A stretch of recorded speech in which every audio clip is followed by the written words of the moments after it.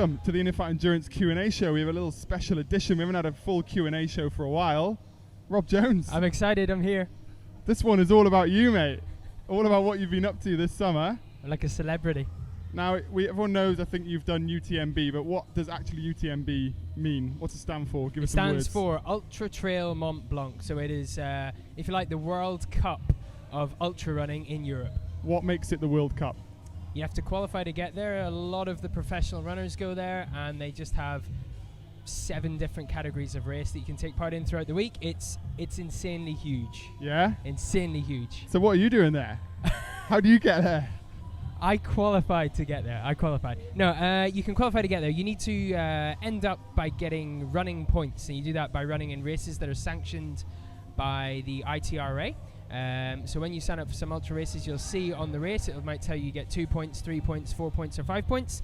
If you accumulate enough of these points, you submit an application to go into the lottery, and once you've done that, you either get accepted or declined. Oh, and you got accepted. I got accepted, yes. Awesome.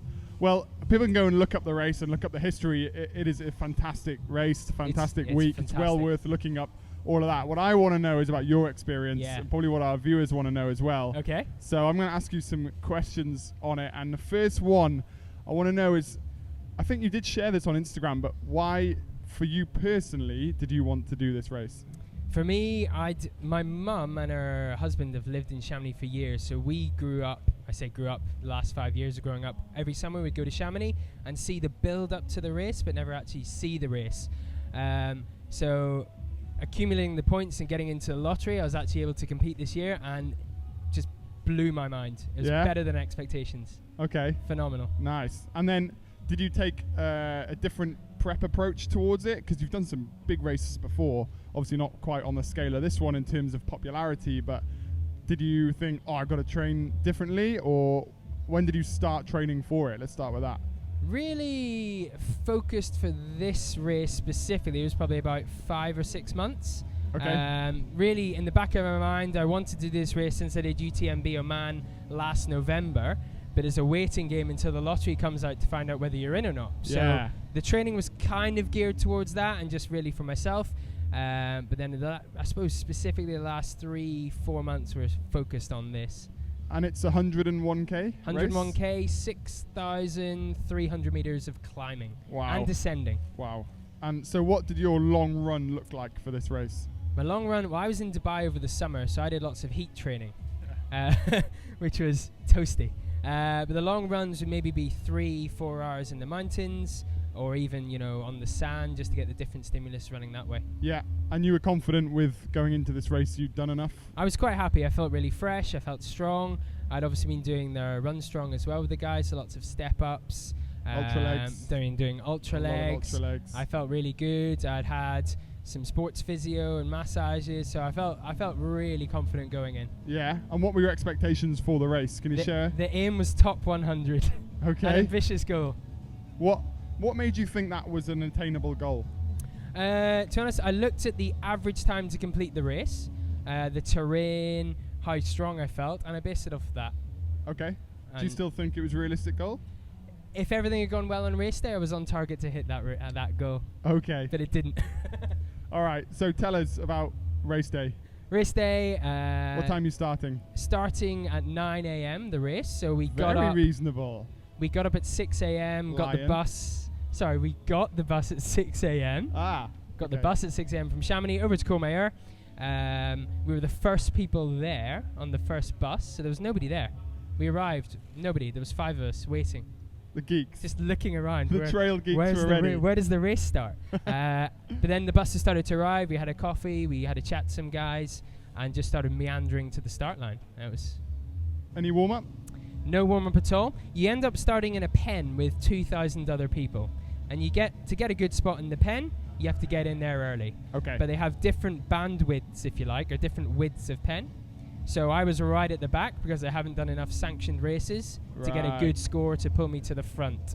So the first 6k is spent trying to get through the crowds to get in a good position before it goes into the single trail, zigzagging up the mountain. So you've almost got a warm up within the race. Almost like a 5k sprint warm up.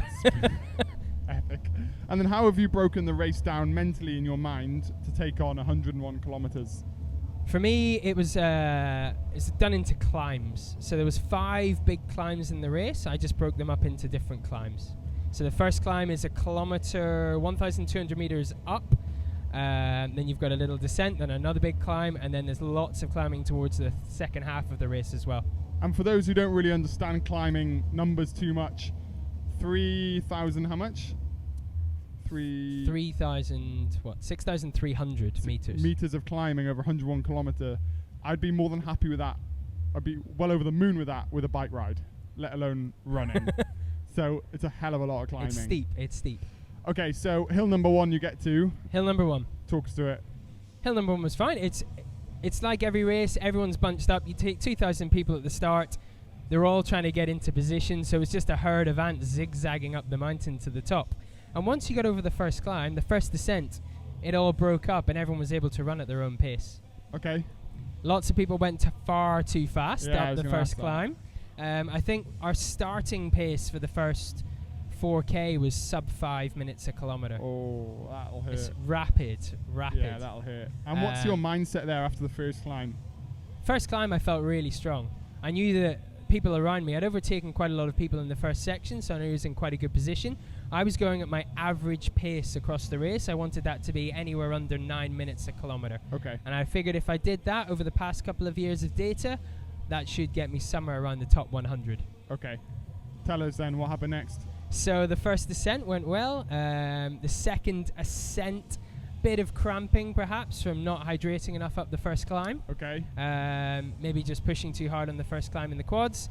So I managed that. I just slowed down the pace on the climb and they felt good again after about 5 minutes. And then on the second descent, it all went wrong. It all went wrong. So some might know, but tell us what went wrong. So if you like, the pad of my heel and my foot detached. And you feel this happening? You feel it's like, the best way to describe it is like running on an unstable waterbed inside your shoe. Jesus. So that just, it was a little bit sore, but it just buggered up any hope I had of descending fast and running on flats properly. Yeah. Okay. So I think a lot of people can relate to suddenly having something go wrong and seeing their goal go out the window. For you, was there any point you thought, I can't do it anymore? I knew I was able to, worst case scenario, walk and make the cutoff. I think the cutoff time is 26 hours for that race. Wow. So in worst case, I could walk from where I was or speed hike and be able to finish. But I didn't really want to do that. So I sort of damage limitation. I thought, let's get to halfway. This was at 37 kilometers. Let's get to halfway where there's an aid station. I think it's at 53 kilometers actually.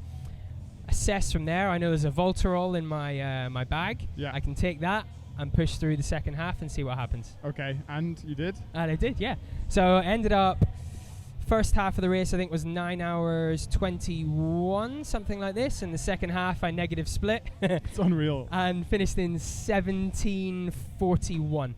17:41. And what's the winning time? Winning time for that race was a Spanish guy, 10 hours 28 minutes. That's insane. Insane, huh? Absolutely insane. And then the winning woman I think was just behind at about 12 hours 10. Okay. Wow. So I know, it's again That's very, also very impressive. fast. So obviously aside from detaching your heel, if you would do it again, what would you change anything different? Potentially, yeah. I'd maybe look for a bit more cushioning in the sole of my shoe. So maybe I'd put in an extra insole. Oh yeah. Maybe I'd do a bit more descending downhill, just practice a bit more in that style of condition. Yeah. I've done lots of leg strength for ascending and I've done some descending running, but probably not enough to come from Dubai training in the flats in the heat to going straight out to the mountains and trying to push hard. So conditions are everything, really. Yeah, so a lot of the changes would be more or less looking at it in hindsight, but at least you know. Is your goal to do it again? So next year the goal is to do the bigger one. Okay. 171. 171k. 171. How does that map out? Tell us in 30 seconds, 20 seconds, your map out. My map out? Train like a beast for a year. Where are you going to get points? Where I'm going to get points? UTMB Oman in November, which is also 171. And you should all sign up for that as well. All sign up. Try and get points so you can go running with Rob. Come and join me.